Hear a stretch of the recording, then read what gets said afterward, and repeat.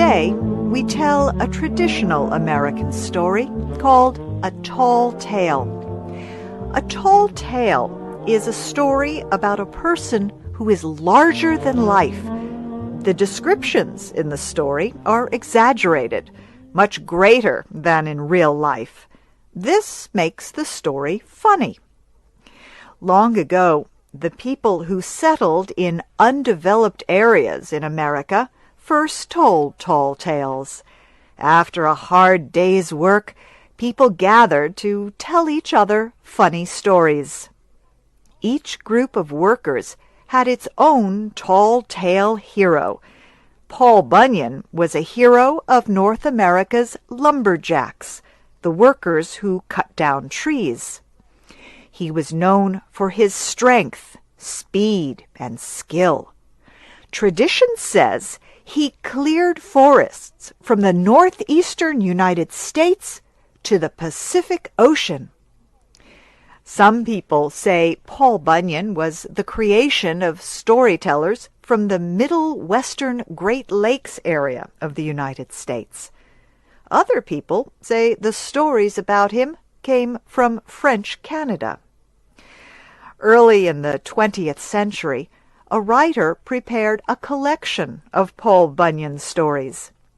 They were included in a publication from the Red River Lumber Company in Minnesota.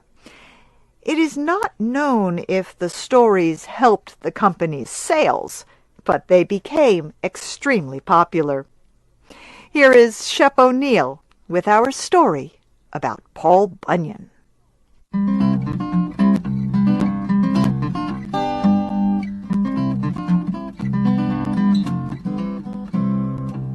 Many years ago, Paul Bunyan was born in the northeastern American state of Maine. His mother and father were shocked when they first saw the boy. Paul was so large at birth that 5 large birds had to carry him to his parents. When the boy was only a few weeks old, he weighed more than 45 kilograms. As a child, Paul was always hungry. His parents needed 10 cows to supply milk for his meals. Before long, he ate 50 eggs and 10 containers of potatoes every day. Young Paul grew so big that his parents did not know what to do with him. Once, Paul rolled over so much in his sleep that he caused an earthquake. This angered people in the town where his parents lived, so the government told his mother and father they would have to move him somewhere else. Paul's father built a wooden cradle, a traditional bed for a baby. His parents put the cradle in waters along the coast of Maine. However, every time Paul rolled over, huge waves covered all the coastal towns. So his parents brought their son back on land. They took him into the woods. This is where he grew up. As a boy, Paul helped his father cut down trees. Paul had the strength of many men. He also was extremely fast. He could turn off a light and then jump into his bed before the room got dark.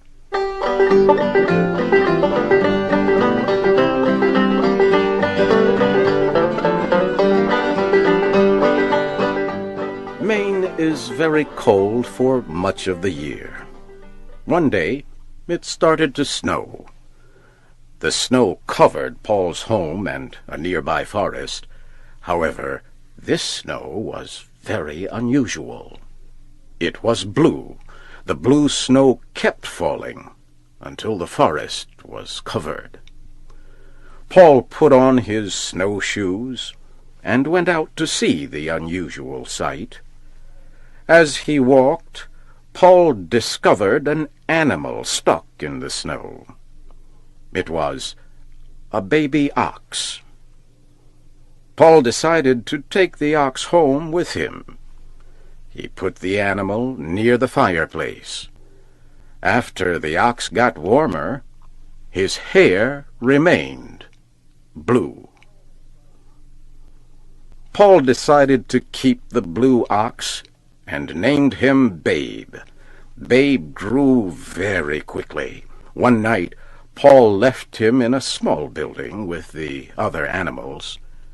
The next morning, the barn was gone, and so was Babe. Paul searched everywhere for the animal. He found Babe calmly eating grass in a valley, with the barn still on top of his back. Babe followed Paul and grew larger every day. Every time Paul looked, Babe seemed to grow taller.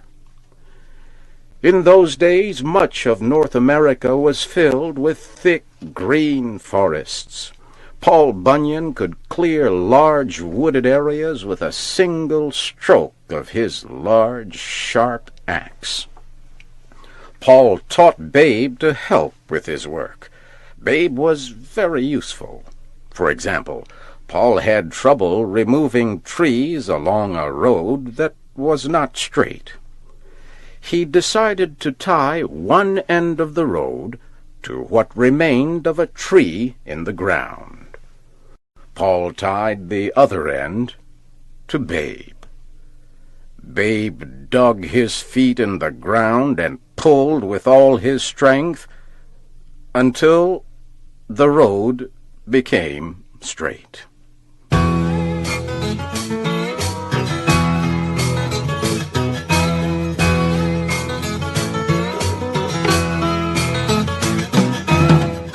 In time, Paul and Babe the Blue Ox left Maine and moved west to look for work in other forests.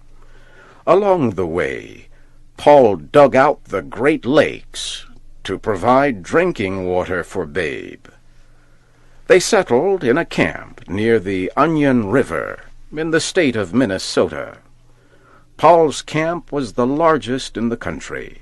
The camp was so large that a man had to have 1 week's supply of food when walking from one side of the camp to the other. Paul decided to get other lumberjacks to help with the work. His work crew became known as the 7 Axe Men. Each man was more than 2 meters tall and weighed more than 160 kilograms. All of the axemen were named Elmer. That way, they all came running whenever Paul called them. The man who cooked for the group was named Sourdough Sam. He made everything, except coffee, from sourdough, a substance used in making sourdough bread. Every Sunday, Paul and his crew ate hotcakes. Each hotcake was so large that it took 5 men to eat one. Paul usually had 10 or more hotcakes, depending on how hungry he was. The table where the men ate was so long that a server usually drove to one end of the table and stayed the night. The server drove back in the morning with a fresh load of food. Paul needed someone to help with the camp's finances. He gave the job to a man named Johnny Inkslinger. Johnny kept records of everything, including wages and the cost of feeding Babe. He sometimes used 9 containers of writing fluid a day to keep such detailed records. The camp also was home to Sport, the reversible dog. One of the workers accidentally cut Sport in 2. The man hurried to put the dog back together, but made a mistake. He bent the animal's back the wrong way. However, that was not a problem for Sport. He learned to run on his front legs until he was tired. Then he turned the other way and ran on his back legs.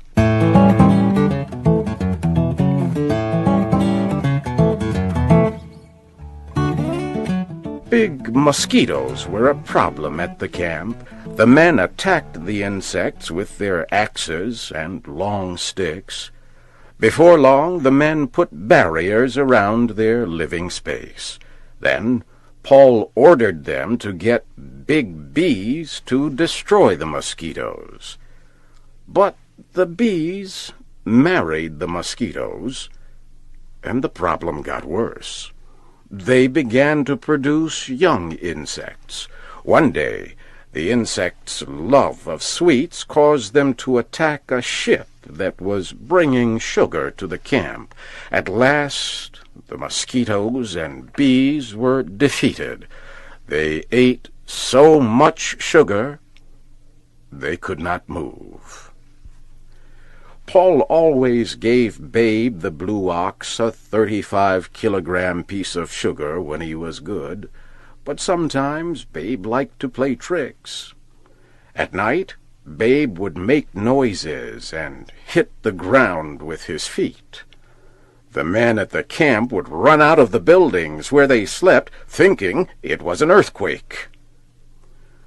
When winter came, Babe had trouble finding enough food to eat. Snow covered everything. Ole, the blacksmith, solved the problem. He made huge green sunglasses for Babe. When Babe wore the sunglasses, he thought the snow was grass. Before long, Babe was strong and healthy again. One year, Paul's camp was especially cold. It was so cold that the men let their facial hair grow very long. When the men spoke, their words froze in the air. Everything they said remained frozen all winter long, and did not melt until spring. Paul Bunyan and Babe left their mark on many areas. Some people say they were responsible for creating Puget Sound in the western state of Washington. Others say Paul Bunyan and Babe cleared the trees from the states of North Dakota and South Dakota. They prepared this area for farming. Babe the blue ox died in South Dakota. One story says he ate too many hotcakes. Paul buried his old friend there. Today, the burial place is known as the Black Hills. Whatever happened to Paul Bunyan? There are lots of stories. Some people say he was last seen in Alaska, or even the Arctic Circle. Another tradition says he still returns to Minnesota every summer. It says Paul moves in and out of the woods, so few people ever know that he is there.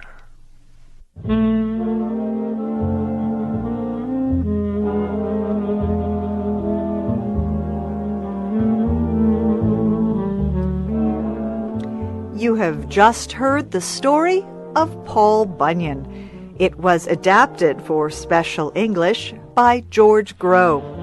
Your narrator was Shep O'Neill.